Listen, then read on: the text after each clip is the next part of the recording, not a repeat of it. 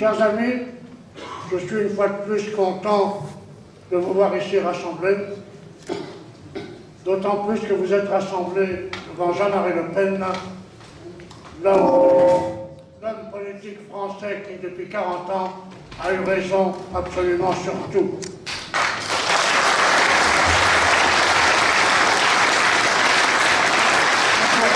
Une demi-heure après que sa fille ait été élue à la présidence du Front National et qu'elle parlait de dédiabolisation, je suis parti.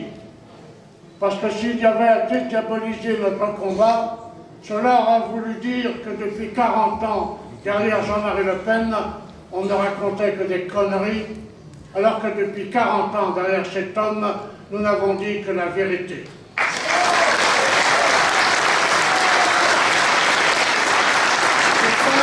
L'état du pays, aujourd'hui, est désastreux. Et même si j'ai, depuis des dizaines d'années, tout comme Le Pen, appris à garder le moral, j'ai quand même des yeux pour voir, comme vous, des oreilles pour entendre, comme vous. Et je vois que notre patrie est tombée entre les mains de voyous, de traîtres patentés qui sont en train d'essayer de changer la France. Puisque M. Valls a été jusqu'à dire que si la droite remportait les prochaines élections, la droite s'entend, le courant d'extrême droite qui est né de notre combat derrière Le Pen, si ce courant-là remportait les élections, eh bien le gouvernement n'hésiterait pas à annuler les élections. Je n'invente rien. Oui, mais je n'invente rien. D'ailleurs, ce que je dis ici, comme dans le livre que je suis en train d'écrire, qui est une lettre ouverte aux musulmans français, je n'invente rien. Nous, à notre âge, nous les emmerdons. Parce que nous savons de quoi nous parlons. Il se trouve que nous vivons en ce moment dans le 100e anniversaire de la bataille de Verdun. Si un homme normal, simplement normal, comme prétendait l'être avant son élection et au moment de son élection, M. Hollande, était au pouvoir, la première chose qu'il aurait fait, ça aurait été de parler de la réconciliation nationale et de transporter les cendres du maréchal Pétain à Verdun. Parce que tant que les cendres du maréchal ne seront pas à Verdun, et tant que le procès du communisme n'aura pas lieu, eh bien, la France ne pourra pas se relever. Pour ne pas parler de la bataille de Verdun et du maréchal Pétain, ils ont, puisqu'ils sont prêts à tout, ces salauds, ils ont été jusqu'à citer et mettre en exergue le général Nivelle. Alors que pour les soldats de la guerre de 14, Nivelle était un assassin, parce que les offensives décrétées par Nivelle ont été des hécatombes absolument immenses, alors que Pétain était respecté par les soldats, parce qu'il avait fait en sorte que dans la boue, dans le sang, dans la merde, les soldats français, pour la plupart paysans, soient un peu respectés. Voilà la vérité historique. Et c'est pour ça que je parle de plus en plus devant des jeunes. Je ne leur demande pas exactement ce qu'ils pensent, parce que souvent je ne suis pas d'accord avec eux.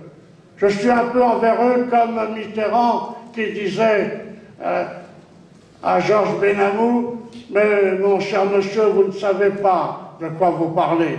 C'est pour ça que je dis aux jeunes, vous voulez défendre la France, vous voulez défendre l'histoire de France, eh bien, nom de Dieu, lisez, lisez. N'allez pas acheter des conneries, lisez les livres de la véritable histoire de France que nous rétablirons dès que nous aurons gagné.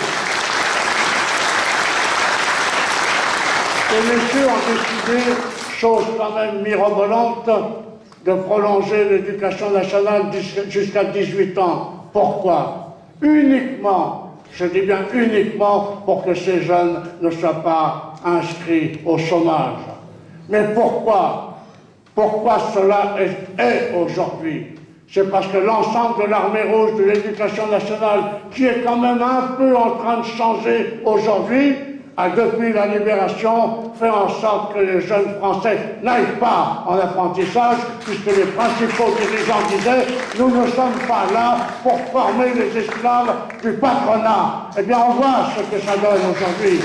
Et lorsque moi, à l'Assemblée nationale, montant avec ce qu'il fallait pour parler de l'apprentissage, je disais il faut le mettre à 14 ans. Il y avait en face de moi la ministre chargée de l'apprentissage et qui disait « mais mon cher collègue, ça n'est pas possible, ça n'est pas possible, ça n'est pas possible ». Je disais « mais madame la ministre, pourquoi ça n'est pas possible ?» Pendant que sur les bancs du Parti communiste, du Parti socialiste et même chez les gaullistes, on me saluait le bras levé en gueulant « jeunesse à Pétain, Hollande, Le Pen, jeunesse à Pétain, jeunesse à Pétain ». C'est pour ça aujourd'hui, ils préfèrent que la jeunesse crève plutôt que de lui donner des modèles et d'en faire des Français et des Françaises dignes de ce nom. Tout ça est préparé, tout ça est financé, tout ça est en train de faire disparaître la nation française.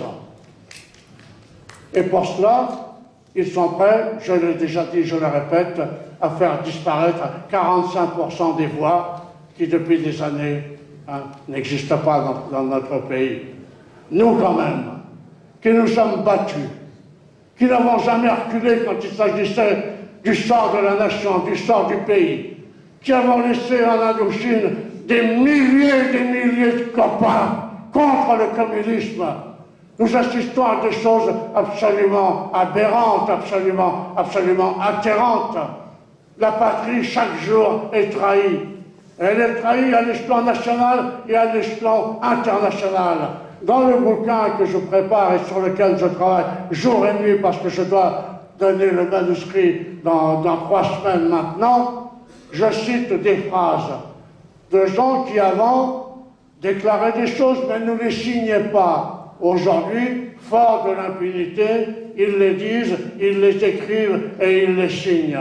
Et il y a un loustic qui dit « mais on nous accuse de vouloir que le monde soit gouverné par les banques internationales, mais nous affirmons que c'est notre volonté et que c'est à ça que nous travaillons. » Alors, c'est arrivé aujourd'hui, parce que depuis 1945, les gaullistes et les communistes se sont toujours soutenus pour pas que le procès de ces 2 partis soit fait. Parce que les communistes, on oublie de le dire, sont les premiers collabos de France. Quand l'Allemagne envahit la France et que l'armée allemande rentre dans Paris, l'humanité clandestine demande aux ouvriers français d'accueillir comme il le faut, c'est-à-dire avec sympathie, les travailleurs allemands qui sont sous l'uniforme de leur pays.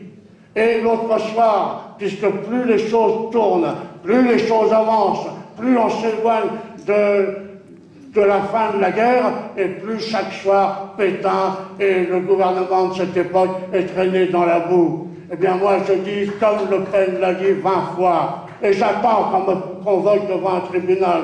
Je peux vous dire que si je suis convoqué devant un tribunal, faites la queue pour prendre vos places, vous entendrez ce qu'il faut. Parce qu'aujourd'hui, il est grand temps d'ouvrir sa gueule et de dire à ces messieurs, assez, ça suffit, aux salades, ça suffit. Nous sommes entre les mains de voyous et d'escrocs. Il faut que tout ça se termine.